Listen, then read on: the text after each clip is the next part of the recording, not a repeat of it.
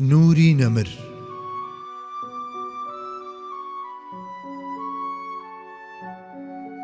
بەرجی پێنجەم، نووسینی مامۆستا محەممەد فەتحوڵڵا گولان.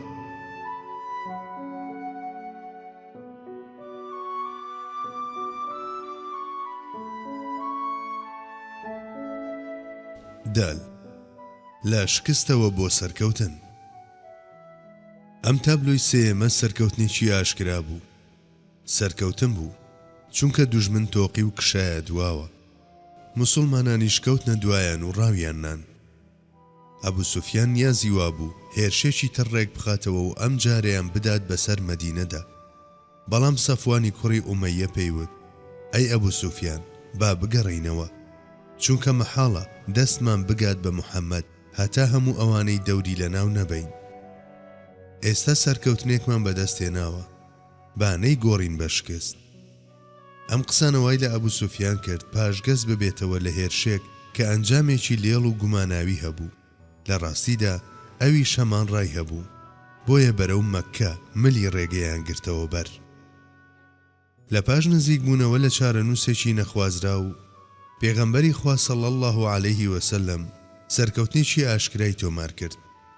هەروەک بەوەش قەدەر بیەوێت وانەیەکی وا بە هاوەڵان بڵێتەوە کە خوای باڵادەست تەنها بە فەزل و بەخشندەی و چاودێری خۆی سەرکەوتنی کردە خەڵاتی پێغەمبەرە خۆشەویستەکەی. شمشێرەکانی ئێوەش تەنها هۆکاری ڕواڵەتی بوون. ئەجینا هەرخوا خۆیەتی کە پێغەمبەرەکەی لە سەرکەوتنێکەوە بۆ سەرکەوتنێکی تر دەبات. ئەو سەرکەوتنانە بوون کە لە سەرەتا و کۆتایی ئوحوددا بەدەستاتن. لەو نێوەندەشدا شکستێکی کاتی هاتە ئاراوە تاوەکو بزانرێت خاوەنی ڕاستەقینەی سەرکەوتنەکان پێغەمبەری سەروەرە صەڵی الله عەلەیه وسەلەم. ئەوە تا پەروەردگار تەنانەت لە سەختترین ساتەکانیشیدا دەستبەرداری پێغەمبەرەکەی نابێت، ئەو سەرکەوتنەشی پێبەخشی کە پەیمانی پێدا بوو.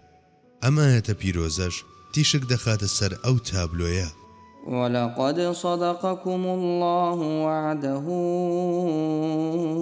إذ تحسونهم بإذنه حتى إذا فشلتم وتنازعتم في الأمر وعصيتم من بعد ما أراكم ما تحبون منكم من يريد الدنيا ومنكم من يريد الآخرة ثم صرفكم عنهم ليبتليكم ولقد عفا عنكم والله ذو فضل على المؤمنين إذ تصعدون ولا تلوون على أحد والرسول يدعوكم في أخراكم فأثابكم غما بغم لكي لا تحزنوا على ما فاتكم ولا ما أصابكم والله خبير بما تعملون. سوێن بێت خوا بەڵێنی خۆی بۆ ئێوە بەڕاستی بردە سەر، هەر بە مۆڵەت و یارمەتی ئەو دوژمنتان بەگیر هێنا و تێکتان شکاندن، هەتا ئەو کاتەی ساردی ڕووی تێکردن و بوو بە کێشەتان لەسەر هەندێک شت و لە فەرمانی پێغەمبەر بە چۆڵکردنی سەنگەرەکانتان یاخی بوون دوای ئەوەی هەندێک شتی نیشاندان کە حەستان لێ دەکرد، هەتانە دنیای دەوێت و هەشتانە قیامەت.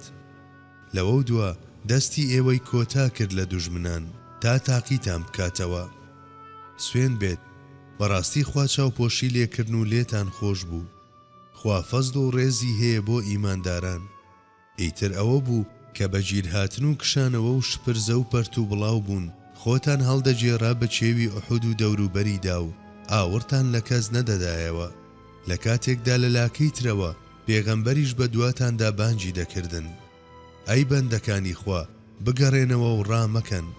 جا ئەوە بوو ئێوە خەم و خەفەتتان کردە دڵی پێغەمبەرەوە بە نافەرمانیتان، خوای گەورەش خەم و پەژارەی کردە دڵی ئێوەوە بە دەنگ و باسی برینداربوونی پێغەمبەر و شەهید بوونی تاوەکو خەفەت نەخۆن بۆ ئەوەی لە دەستان چووە و ئەوەش کە خوا تووشی کردن و بەسەری هێنان. خوا ئاگادارە لەو کار و کردەوانەی ئەنجامی دەدەن.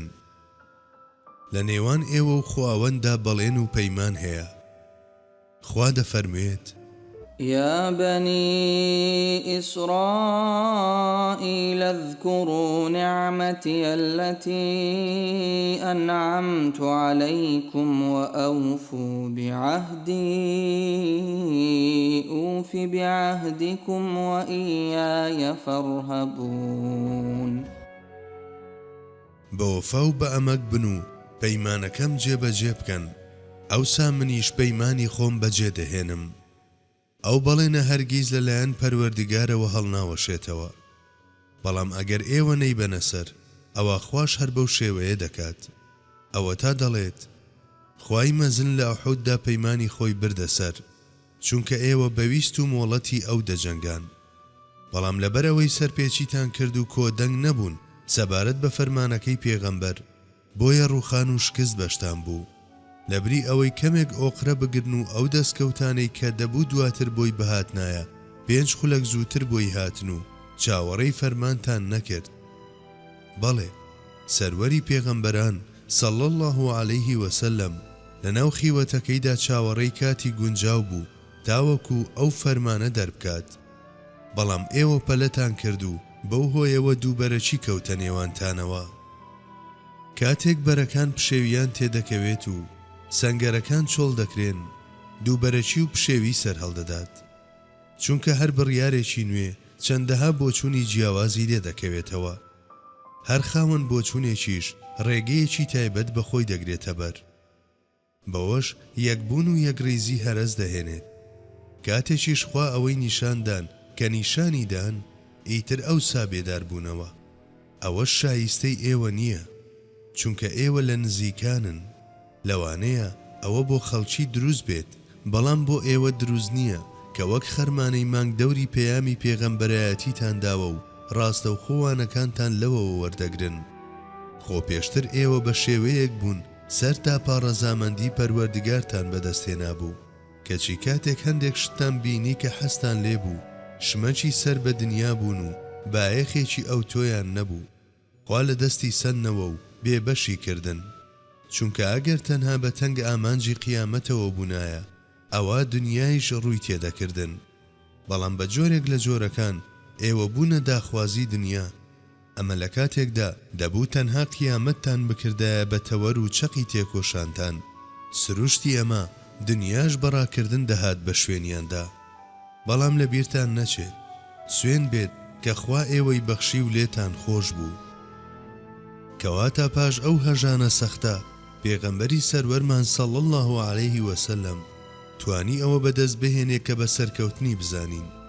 ئەوە تا هەر کە ترسی خستە دڵیانەوە یەکسەر ئەبوو سوفیان و جەنگاوەرەکانی بە پەلە ڕوویان کردەوە مەککە. پێغەمبەریش صلی الله عليه وسلم گەڕایەوە بۆ مەدینە.